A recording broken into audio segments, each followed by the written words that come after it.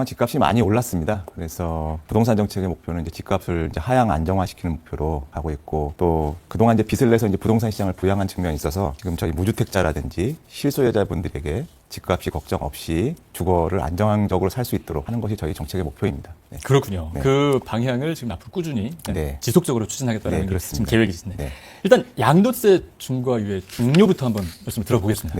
그 이후에 효과는 어떻게 지금 평가하고 계십니까?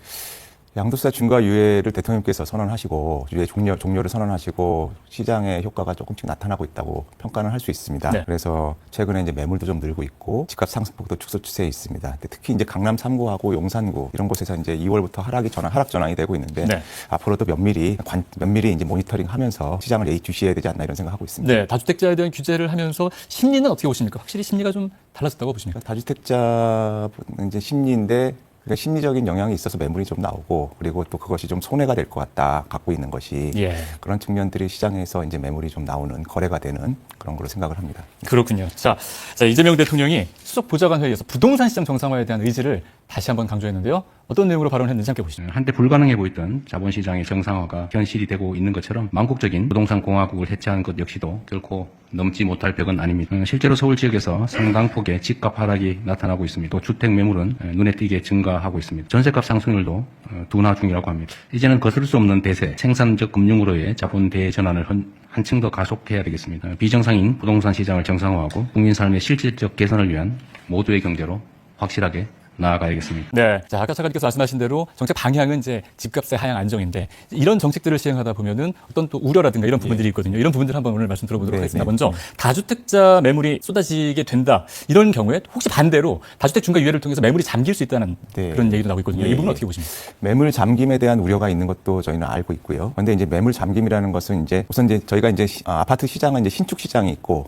그리고 이제 기존에 이제 구축 시장이 있는데 그 구축 시장에 이제 거래가 매물이 나와야지 매수인 입장에서도 이제 믿고 시장에서 거래를 할 수 있는 것이기 때문에 저희도 이제 매물 잠김 현상에 대한 우려에 대해서 보고 있고, 그런데 이제 제일 중요한 것은 집값이 오를 오를 가능성이 있다는 어떤 그 전망, 그리고 또 가지고 있으면 더 유리할 수 있을 것 같은, 또 이익이 될 것 같은 전망. 이런 부분들에 대해서 정부가 좀 가지고 계시는 것보다 내놓는 것이 시장의 어떤 거래를 활성화하고 부동산 시장 안정에 더 도움이 될 수 있다 하는 것을 좀 믿게 해드리는 게 좀 중요한 게 아닌가 이런 생각하고 있습니다. 그렇군요. 다주택자들이 결국은 뭐 이익을 조금 더 내기 위한 선택을 할 텐데 이쪽에 대한 이익보다는 분명히 매물을 내놓는 것이 조금 더 이익이 될 것이다라는 생각을 주는 것. 그것이 지금 그리고 그것이 부동산 시장을 안정화시키는데 중요한 어떤 포인트가 아닐까 생각하고 있습니다. 그렇군요. 자, 그렇다면 또 한 가지는 이제 전월세 부분입니다.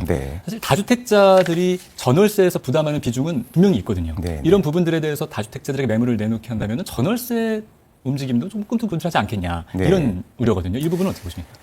그동안 이제 다주택자분들이 이제 임대차 시장에서 전월세 이제 집을 많이 좀 내놓으셔가지고 임대차 시장 안정 측면에서 뭐 도움이 됐다 이런 의견들도 있었습니다. 그런데 이제 지난 그 임대차 시장을 보면 갭 투자를 허용하다 보니까 개발 이익이 공평하게 공정하게 배분이 된 것이 아니라 독점적으로 사유화되는 측면들이 있었습니다. 그런 것이 또 부동산 시장에 또 그 불안 요인으로 작용했고. 그래서 저희가 이제 그런 부분들, 갭 투자를 통해서 발생했던 그 부작용들을 해소하는 측면에서도 다주택자분들의 이제 비정상적인 이익에 대해서는 좀 저희가 정상화시켜야겠다 이런 생각을 하고 있는 것입니다. 그렇군요. 이 전월세와 관련해서 또 한 가지는 과거부터 조금 나왔던 이야기인데 전세보다는 월세 쪽으로 이제 점점 이동을 할 것이다. 또 이런 이야기거든요. 물론 글로벌 부동산 시장을 보면 전세라는 제도는 대한민국에서만 볼 수 있는 그런 제도긴 하지만 또 전세가 주는 장점들은 임차인 입장에서는 반드시 분명히 있기 때문에 이런 부분들에 대해서는 어떤 생각입니까?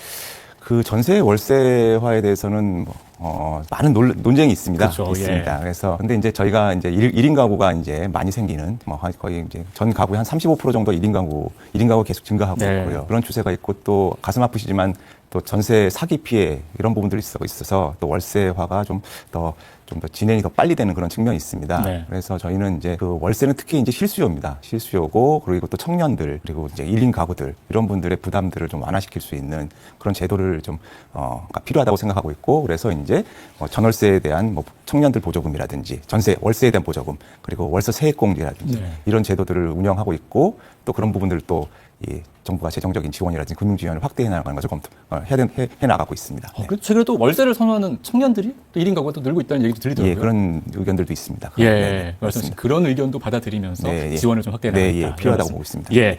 자, 그리고 결국 이제 아파트 값이 오르는 것은 공급과 수요 이 부분이라고 할 수 있는데 올해 한국 부동산원 발표를 보면 아파트 입주 예정 물량이 크게 떨어진다 이런 얘기가 있습니다. 아무래도 좀 시차가 있기 때문이 아닐까라는 생각이 듭니다. 예. 착공부터 입주까지는 그 시차가 있기 때문이라고 보는데 이 부분은 어떻게? 뼈 아픈 부분인데요. 네. 이 부분인데 이 주택 공급은 시장에서 일관되게 지속적으로 시장에서 예측할 수 있도록 약속한 만큼 공급이 되어야 되는데 지난 22년부터 23년 사이에 사실 이제 그 착공 물량이 많이 없었습니다. 그래서 이제 많이들 알고 계시는데 그 이유가 미국발 이제 금리 인상 그리고 이제 또 그 PF 또 그 레고랜드라든지 네. 이런 사건들이 있었습니다. 그러면서 이 착공 물량이 많이 줄었거든요. 그래서 이제 그런 것이 이제 지금 현재 입주 물량이 많이 주는 그런 영향이 있습니다. 그래서 저희가 작년에 97대칙이라든지 얼마 전에 이제 129 방안을 발표하면서 이제 주택 공급을 좀 더 확대하고 조속해야겠다 그런 대책을 내놓고 있는 것입니다. 예, 지난 9월에 있었던 수도권 공급 대책 네, 그 부분을 한번 소개해 주시죠. 지난 9월에 이제 그 발표했던 거는 이제 수도권에 137만 호라는 공급 방안. 저희가 자료를 예, 한번 준비했습니다. 예. 저희 5년간 이제 수도권에 137만 호고 그리고 이제 약 그 정도 되고 또 이제 공공에서 이제 약 37.5만 원 이제 5년 동안 공급하겠다는 물량인데요. 저게 이제 저 공급 물량이 5년 동안 20만 호 이상씩 되기 때문에 그런 정도 공급이 된다고 하면 공급 측면에서는 좀 안정적인 기여를 하지 않을까 이런 생각을 하고 있고요. 그리고 또 지난 129 방안에서 발표했던 6만 호 중에서는 또 4만 원 또 추가적인 공급 물량입니다. 그리고 네. 또 그 공급 물량들이 또 이제 국민들이라든지 시장에서 관심을 가지고 있는 도심지 좀 매력적인 위치에다가 이제 공급하는 방안을 발표했던 것입니다. 그래서 이제 아시다시피 태릉이라든지 용산 그리고 과천 이렇게 그리고 역세권 중심 이런 그런 부분에 많이 공급을 한다는 발표를 했던 것입니다. 예, 지금 말씀하신 것처럼 기존의 신도시 개발이라든가 네. 도심 외곽에 새로운 곳을 만들었다라는 정책들이 있었다면 지금 네. 말씀하신 것처럼 도심 중심에 네. 좀 수요가 많은 그런 곳을 개발하는 것이 정책의 좀 바뀐 부분이다라고 예. 말씀을 하셨고 또 그런 부분을 확인할 수 있는데 이 부분이 앞으로 어떻게 진행이 될까요? 이재명 정부의 주택 공급 정책 방향의 가장 큰 부분의 핵심은 이제 원하는 곳에 그리고 이제 수요가 있는 곳에 네. 그리고 품질 좋은 주택을 공급하는 것이 가장 중요한 부분 중에 하나라고 봅니다. 네. 특히 이제 그동안은 수요가 없는 외곽에 이제 숫자를 맞춘다는 식으로 해가지고 공급을 했었는데 129 방안에서 밝혔듯이 도심지 내에 수요가 있는 곳에 주택을 공급해 나간다. 그 원칙을 견지하려고 하고 있습니다. 그래서 또 그러면서 이제 3기 신도시도 이제 관심들 많으신데요. 그게 이제 총 18.2만 호인데 관심 있는 서울 서초 쪽 서리풀 예. 한 2만 호 됩니다. 그것도 이제 저번 2월, 금년 3월, 이번 3월에 이제 지구 지정을 하게 되면 보상에 착수하게 되고 보상에 착수하게 되면 이제 사업이 가시화되는 것을 또 국민들이 보실 수 있을 거라고 생각하고 있습니다. 네, 정말 관심이 많은 또 지역이긴 하기 때문에 하나하나 이루어질 텐데 이 주택 공급, 특히 수도권 관련해서는 1, 2부 대책에 굉장히 다양한 내용들이 들어가 있더라고요. 그 부분을 한번 소개해 주시면 이해가 좀 빠르지 않을까요? 우선 저희가 이제 129 방안에 시장에서 체감을 하려고 하면 이제 착공하는 모습을 보여드리고 싶어요. 그래서 내년 초에 27년이면 이제 중랑구 면목 행정복합타운이라든지 강서구의 군부대 부지 이런 데서 이제 착공을 하게 될 겁니다. 그래서 약 3,000호부터 6만 호 중에 3,000호부터 착공이 될 거고 또 이제 용산 국제업무지구도 관심들 많으신데요. 용산 국제업무지구도 내년에 착공할 목표를 하고 있고 또 걱정하시는 이제 이 학생들 이제 수용 문제 이런 것도 이제 교육청하고 잘 협의를 하고 있고 저희 생각으로는 이번 6월 정도면은 학교 문제도 교육청하고 협의가 돼서 해결해서 발표될 거라고 생각하고 있고요. 태릉 같은 경우에도 이제 저희 거기가 이제 태릉이 이제 국가유산이지 않습니까? 그렇죠. 그래서 그 국가유산 평가도 지금 평가도 국유산청하고 같이 그 평가에 착수를 했습니다. 네. 그래서 평가 영역에 착수를 했고 이것도 금년 안에 평가도 이제 마무리한다 이런 걸로 협의가 되고 있습니다. 그리고 이제 뭐 다 아시다시피 지금 저희가 이제 이재명 정부에서는 주택공급 장관회의를 만들었습니다. 부총리 주재로. 그래서 부총리 주재로 공급장관회의를 한 달에 한 번은 하고 있고요. 최소한 하고 있고 또 금태 실무적인 협의는 뭐 수시로 하고 있다고 보시면 되고 저도 이제 국방부하고 지금 국방부 차관님하고 같이 협의체를 만들어 가지고 이제 군부대 이전이라든지 그런 것들 보조를 마치고 있습니다. 그리고 또 이제 지자체에서 또 지역 주민들이 제일 관심 있는 것이 이제 인프라, 교통 인프라. 그리고 이제 정주 여건, 자족 종지, 일자리 이런 것들 관심 가지고 있기 때문에 그 교통 협의체도 그렇게 지자체하고 LH하고 LH공사입니다. 하고 같이 구성해서 운영하고 있습니다. 네, 지방 정부 또 지역 주민들의 예. 이야기를 굉장히 많이 듣는 시간이 그렇게 해야 된다고 생각하고 있습니다. 예. 그리고 3월 11일이었습니다. 네, 네. 도심 공공도심 복합사업 신규 네, 네, 네. 공모가 네. 됐는데 정말 공공도심 복합사업의 활성화를 위한 또 방안들의 관심이 많으십니다. 예, 예, 어떤 예. 내용으로 진행이 되나요? 이게 21년 그 문재인 정부 때 도입된 제도입니다. 네. 처음 도입됐는데 저희가 좀 생각을 해봐야 되는 것이 저희가 이제 도심 내에 재건축 재개발 사업은 재개발자 재건축 사업 사업성이 있어야 됩니다. 사업성이 있어야 되는데 사업성이 있는 곳은 우리나라 도심지를 보면 솔직히 말씀드리면 강남이라든지 네. 서구라든지 그렇죠. 예 그렇게 이제 핵심 지역들이라고 생각하는 데고 지방 대도시라든지 강북이라든지 이런 데 사업성이 좀 부족하다는 부족하죠. 측면이 있습니다. 예. 그래서 많은 그 지원을 민간에서 원하고 있습니다. 그래서 보면은 이제 그 해외 같은 경우 미국이라든지 유럽 같은 경우 공공이 사실 순환 재개발이라든지 공공 중심으로 하고 있습니다. 네. 그래서 이 도심 공공 도심 복합 사업은 그런 의미에서 매우 중요한 사업입니다. 그래서 이 부분은 지금 30년까지 한 5만 호를 착공할 목표를 하고 있습니다만 그리고 또 이제 재물포역 인근에서 금년에 이제 3,500호 또 착공을 하게 됩니다. 네. 그러면 이제 도심 복합 사업, 공공 도심 복합 사업의 이제 내용을 이제 국민들이 또 보실 수 있을 거라고 보고요.